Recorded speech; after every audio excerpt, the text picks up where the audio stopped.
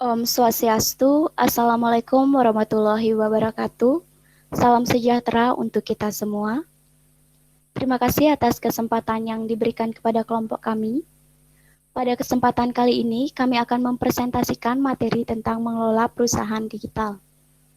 Adapun anggota kelompok kami yang pertama saya sendiri, Sayu Anggi Dewi Sapitri, NIM 1033, Niputu Widya Purnami, NIM 1039, Niluh Gede Nanda Arini, NIM 1057, dan Ibu Tuli Sayanti, NIM 1058. Next. Pada kesempatan kali ini, kami akan mempresentasikan tentang mengelola perusahaan digital. Adapun materi dalam kesempatan kali ini, yang pertama kami akan membahas tentang organisasi dan sistem informasi. Yang kedua, dampak sistem informasi bagi organisasi dan perusahaan bisnis. Yang ketiga, menggunakan sistem informasi untuk mencapai keunggulan kompetitif. Yang keempat, sinergi, kompetensi, dan strategi berbasis jaringan. Next. Materi yang pertama mengenai organisasi dan sistem informasi. Next. Apa yang ada di benak kalian ketika mendengar kata organisasi? Organisasi merupakan suatu wadah berkumpulnya orang-orang yang memiliki visi, tujuan, untuk mencapai tujuan bersama. Organisasi adalah struktur sosial, formal, dan stabil yang mengambil sumber daya dari lingkungan, kemudian diproses untuk menciptakan hasil organisasi atau perusahaan dengan mengubah masukan tersebut ke dalam bentuk barang atau melalui fungsi produksi. Adapun elemen dari organisasi yaitu terdiri dari manusia, struktur, proses bisnis, politik, dan budaya. Next. Lalu apa itu perusahaan digital? Perusahaan digital adalah suatu perusahaan yang menghubungkan teknologi digital secara signifikan dalam proses bisnis inti atau core business process untuk menjangkau seluruh organisasi atau menghubungkan sejumlah organisasi, di mana teknologi digital ini digunakan secara signifikan pada semua kegiatan bisnis perusahaan, seperti kepentingan dengan pelanggan, para pemasok, dan tenaga kerja. Selain itu, perusahaan digital juga dapat diasumsikan sebagai suatu organisasi yang menerapkan teknologi sistem informasi atau teknologi digital untuk mengkombinasikan input menjadi output. Next.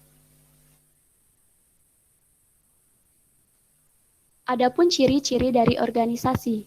Yang pertama, rutinitas dan proses bisnis atau prosedur operasi standar atau yang disingkat menjadi SOP adalah peraturan yang tepat dan praktis yang telah dikembangkan agar sesuai dengan situasi yang diharapkan. Dalam artian, ketika para pekerja mempelajari rutinitas mereka, maka pekerjaan mereka dapat dilakukan secara produktif dan efisien, serta perusahaan dapat menahan biaya lembur sambil meningkatkan efisiensi mereka. Yang kedua adalah politik organisasi, di mana dalam suatu perusahaan tentunya terdapat berbagai macam perbedaan yang dimiliki oleh orang-orang dalam organisasi tersebut, baik perbedaan spesialisasi, kepentingan, dan perspektif yang berbeda. Sehingga dengan adanya perbedaan tersebutlah dapat menimbulkan adanya perjuangan politik, di mana perjuangan politik ini baik tentang penggunaan sumber daya, jabatan, pendapat, dan lain sebagainya.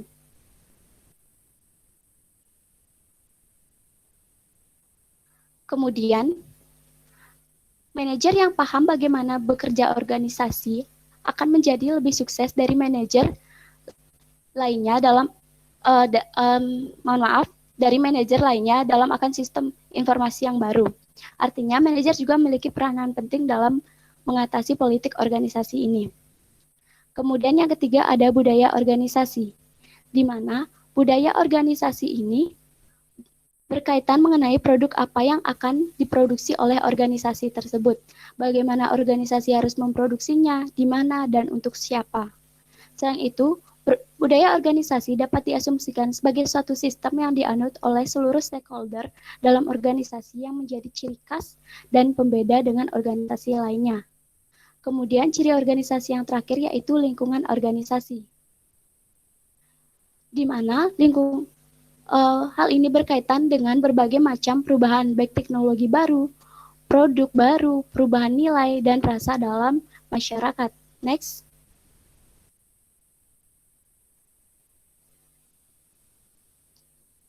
Dalam lingkungan organisasi juga membahas beberapa aspek. Yang pertama ada struktur organisasi. Setiap organisasi tentunya memiliki struktur organisasi yang berbeda-beda, di mana dalam organisasi bisnis berskala kecil, sebagian besar menggunakan sistem yang dirancang dengan buruk dan cepat atau terburu-buru, sehingga melebihi kegunaannya. Sedangkan jika dalam perusahaan besar, yang mana terdapat banyak divisi yang beroperasi di ratusan wilayah, sebagian besar ditemukan tidak ada sistem informasi yang terintegrasi secara menyeluruh. Akan tetapi, setiap cabang lokal atau setiap divisi memiliki sistem informasinya masing-masing. Kemudian yang kedua ada fitur-fitur organisasi lainnya, di mana organisasi memiliki tujuan dan cara penggunaan yang berbeda-beda untuk meraih tujuan tersebut. Selain itu, organisasi juga melayani kelompok yang berbeda-beda dan memiliki pemegang kepentingan yang berbeda-beda. Beberapa di antaranya bertujuan untuk menguntungkan anggotanya, sedangkan beberapa lainnya bertujuan untuk menguntungkan para pemegang saham atau masyarakat. Nah, dengan perbedaan inilah dapat ditemui dalam sifat kepemimpinan antar organisasi dengan organisasi lainnya yang berbeda.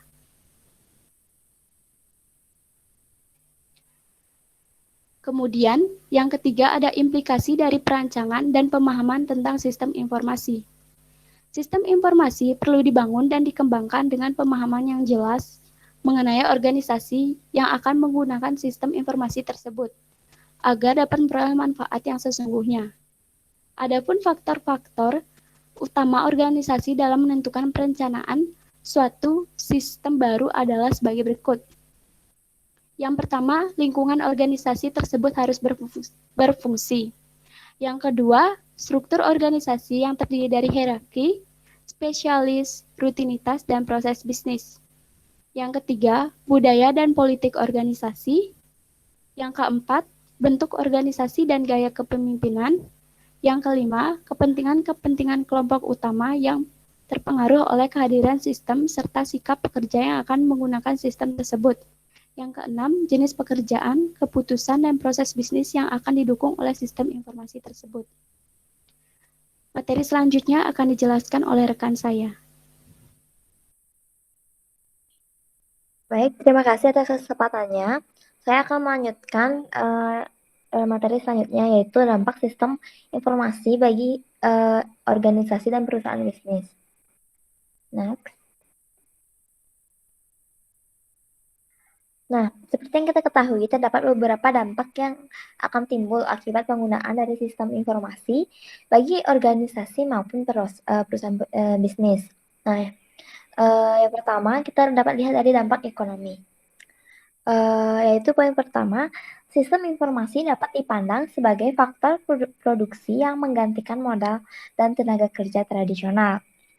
Nah, hal ini terjadi ketika biaya teknologi informasi menurun, ia akan menggantikan tenaga kerja manusia yang secara historis selalu meningkat seiring waktu.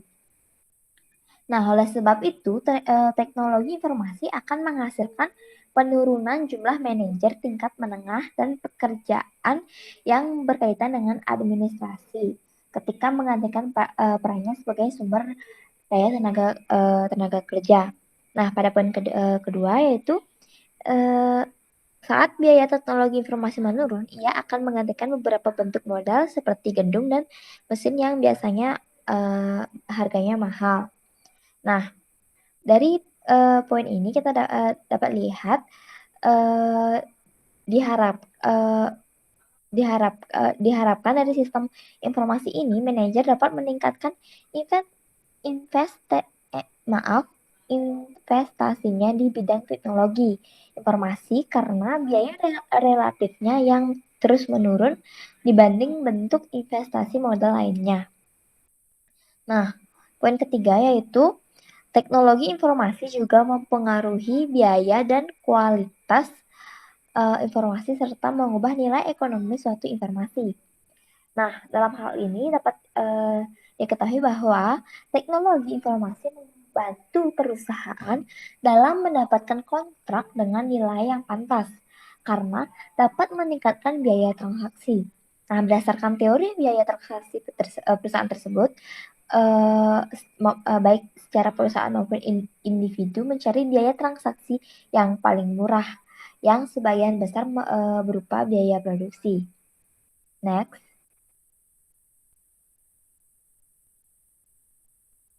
Yang kedua yaitu dampak eh, dampak teknologi informasi bagi organisasi ya yang terdapat pada struktur dan perilaku. Nah, dalam penggunaan teknologi informasi ini termasuk web telah membawa banyak perubahan dalam organisasional dalam berbagai area antara lain. Yang pertama, struktur organisasi dan organisasi, otoritas dan kekuatan. Kedua, tugas dalam pekerjaan, jenjang karir karyawan, supervisi, dan yang terakhir pekerjaan manajer. Next. Nah, yang pertama yaitu struktur organisasi, otoritas, dan kekuatan. Nah, dalam hal ini teknologi informasi memungkinkan peningkatan produktivitas para manajer, perluasan pengendalian baik banyak karyawan untuk tiap supervisor dan pengurangan jumlah manajer serta tenaga ahli. Nah, dari hal ini akan semakin sedikit tingkat manajerial yang akan ada dalam banyak perusahaan dan akan makin sedikit pula sub manajer operasi. Nah, hierarki organisasional yang lebih datar akan menghasilkan pengurangan dalam jumlah total karyawan, rekayasa ulang proses bisnis, peningkatan produktivitas karyawan, dan kemampuan karyawan di tingkat yang lebih rendah untuk melakukan pekerjaan di tingkat yang lebih tinggi melalui dukungan sistem informasi. Nah, perkembangan terbaru dalam sistem terkomputerisasi tersebut mengubah struktur kekuatan dalam perusahaan itu sendiri. Next. Yang kedua yaitu tugas dalam pekerjaan.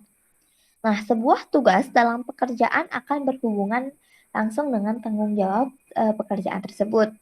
Nah, dalam hal ini, teknologi informasi mengubah tugas dalam pekerjaan dan kumpulan kemampuan. Tanggung jawab pekerjaan penting tidak hanya sangat penting, tidak hanya karena berkaitan dengan struktur perusahaan, akan tetapi juga karena berkaitan dengan kepuasan karyawan, kompensasi status, dan serta produktivitas. Nah, hal ini juga menyebabkan berbagai perubahan dalam tanggung jawab pekerjaan terjadi, sehingga ketika restrukturisasi proses bisnis dilakukan, dalam hal ini diperlukan kemampuan komputer dalam tingkat yang lebih tinggi untuk para pekerja dan perlunya pelatihan ulang. Next. Selanjutnya yaitu jenjang karir karyawan. Nah, dalam peningkatan teknologi informasi dalam perusahaan secara signifikan dan dapat menimbulkan dampak tidak terduga atas jenjang karir setiap karyawan. Nah, telah banyak profesional berkeahlian tinggi yang telah mengembangkan kemampuan mereka melalui pengalaman selama bertahun-tahun, melalui serangkaian posisi yang menghadapkan mereka pada situasi yang semakin sulit dan juga rumit. Nah, seperti halnya penggunaan e-learning dan tutorial intelijen dapat menjadi jalan pintas bagi pembelajaran ini karena memungkinkan pengangkapan dan pengelolaan penggunaan pengetahuan secara lebih efisien. Next. Yang keempat yaitu supervisi. Nah, adapun dampak teknologi informasi dalam supervisi, yakni ditemukan fakta bahwa pekerjaan seorang karyawan dilakukan secara online dan disimpan secara elektronik menimbulkan kemungkinan adanya supervisi elektronik yang lebih besar. Nah, supervisi jarak jauh lebih banyak menekankan pada pekerjaan yang diselesaikan dan lebih sedikit berkaitan dengan hubungan personal serta politik di kantor. Nah, dalam hal ini, internet memiliki potensi untuk meningkatkan adanya supervisi jarak jauh. Next. Nah, yang terakhir adalah dampak teknologi informasi kepada pekerjaan manajer. Nah, seperti yang kita ketahui, tugas yang paling penting bagi manajer adalah mengambil keputusan. Nah, dalam teknologi informasi ini dapat mengubah cara pengambilan keputusan yang dibuat, dan akibatnya juga mengubah pekerjaan para manajer. Bagi para manajer, teknologi informasi memberikan mereka waktu untuk keluar dari kantor dan masuk ke lapangan. Nah, selain itu, teknologi informasi juga dapat mengurangi waktu yang dibutuhkan para manajer untuk melengkapi tahapan dalam proses pengambilan keputusan tersebut. Teknologi informasi juga dapat mengubah syarat kepemimpinan. Contohnya, ketika berkomunikasi langsung, yang biasanya dilakukan dapat digantikan oleh email dan konferensi terkomputerisasi. Hal tersebut menyebabkan kualitas kepemimpinan yang berkaitan dengan kehadiran fisik akan berkurang. Kepemimpinan yang efektif dapat dianggap lebih berkaitan dengan komunikasi berbasis komputer. Nah, sekian yang dapat saya sampaikan. Materi selanjutnya akan dilanjutkan oleh rekan saya. Terima kasih.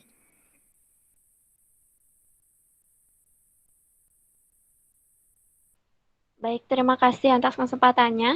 Di sini saya akan membawakan materi mengenai menggunakan sistem informasi untuk mencapai keunggulan kompetitif.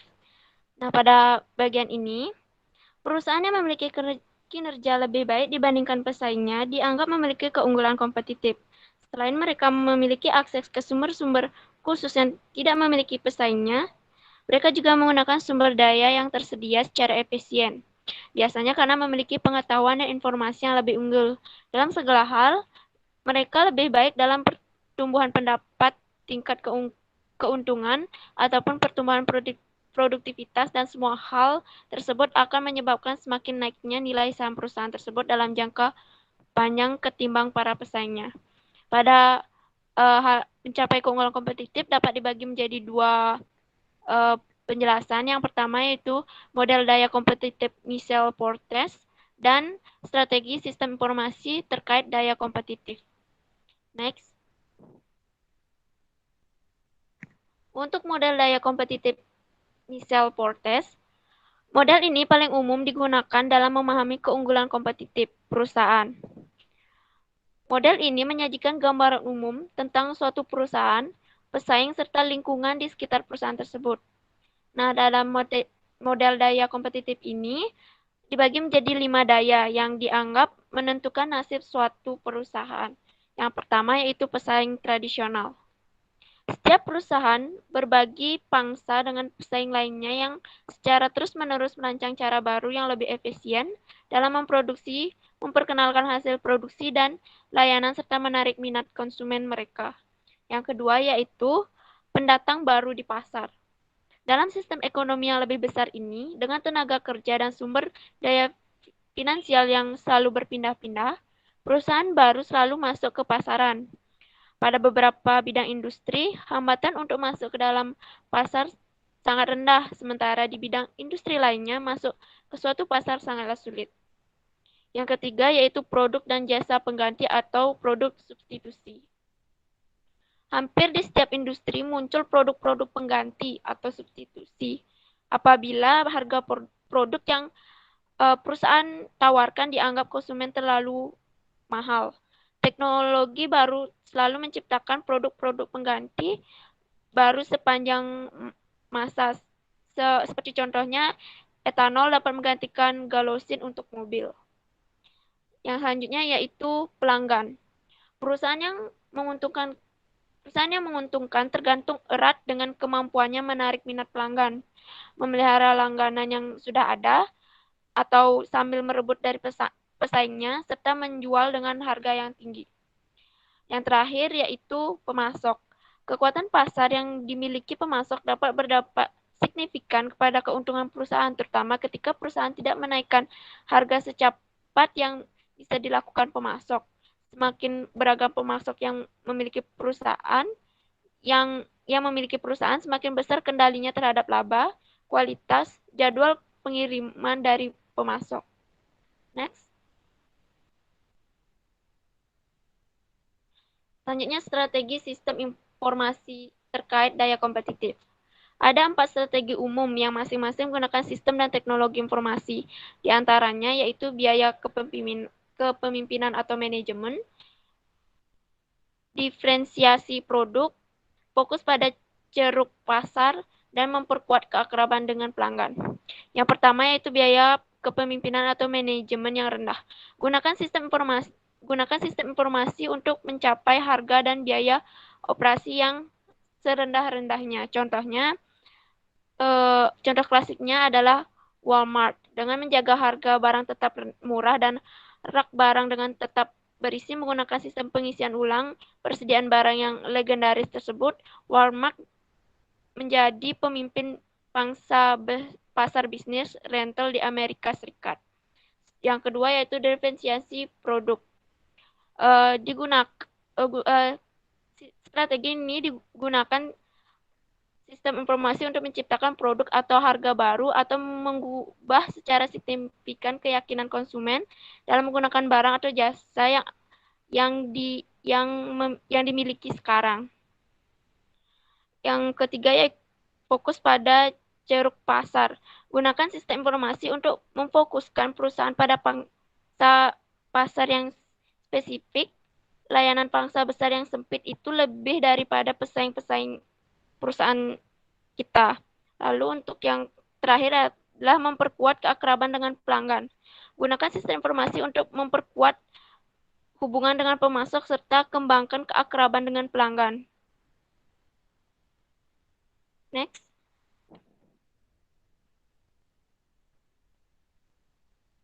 Jadi itu aja materi dari saya.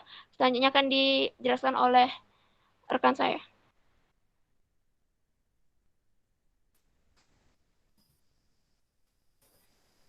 Baik, terima kasih atas kesempatannya. Di sini saya akan membahas materi tentang sinergi, kompensasi, dan strategi berbasis jaringan.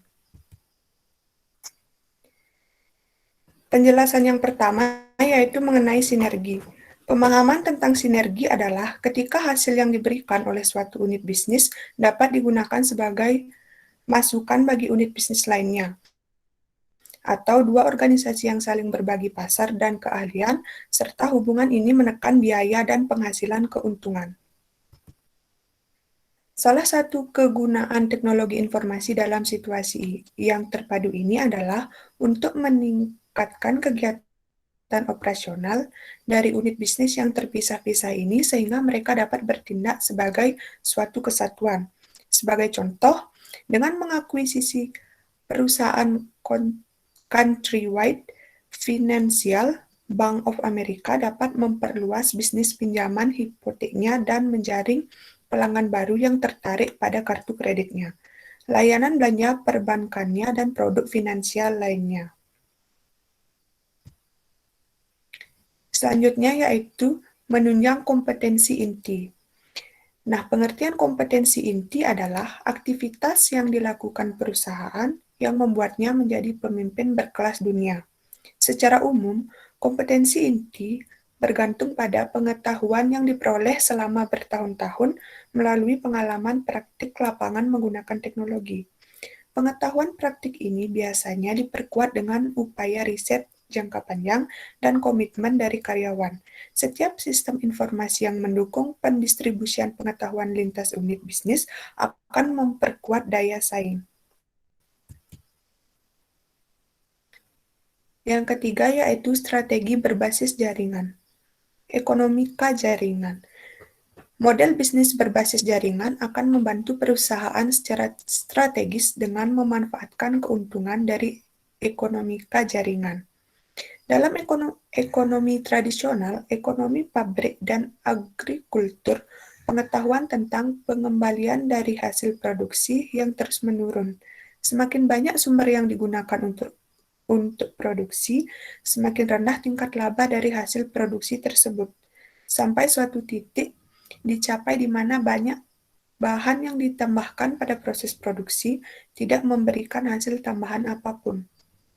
Inilah yang disebut hukum pengembalian yang semakin menurun. Inilah dasar utama bagi ekonomi modern.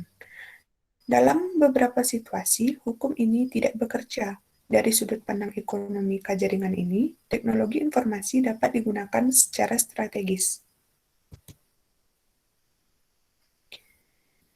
Selanjutnya yaitu model perusahaan virtual. Strategi berbasis jaringan lain yang dapat digunakan adalah penggunaan model perusahaan virtual untuk menciptakan daya saing bisnis.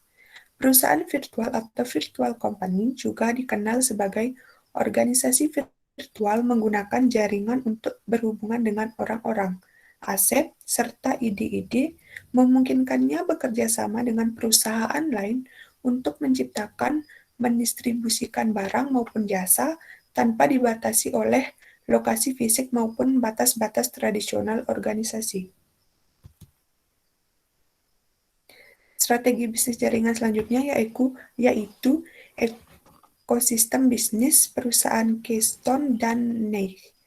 Ekosistem bisnis adalah istilah lain dari jaringan interdependen yang dilengkapi secara leluasa oleh pemasok, distributor, perusahaan alih daya, perusahaan layanan transportasi, dan pabrik teknologi.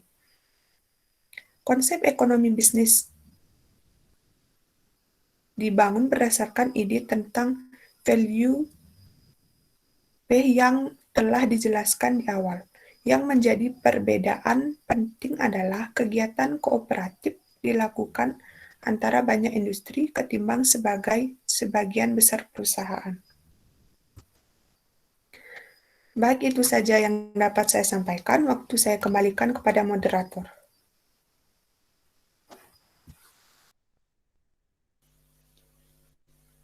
Baik, sekian presentasi yang dapat kami sampaikan mengenai materi mengelola perusahaan digital. Mohon maaf apabila terdapat salah kata baik yang disengaja maupun tidak disengaja. Kami tutup dengan parama Santi. Om Santi Santi Santi Om. Terima kasih.